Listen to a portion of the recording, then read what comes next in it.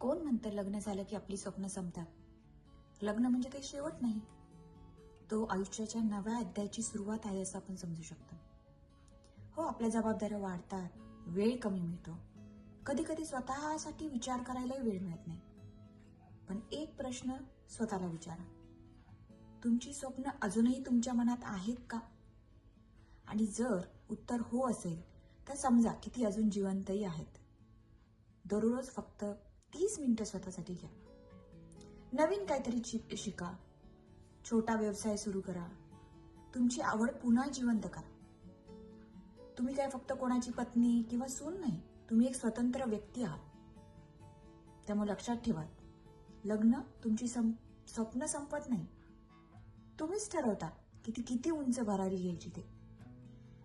जर तुम्ही तुमची स्वप्न जिवंत ठेवणार असाल तर कमेंटमध्ये नक्की लिहा, माझी स्वप्न जिवंत आहेत.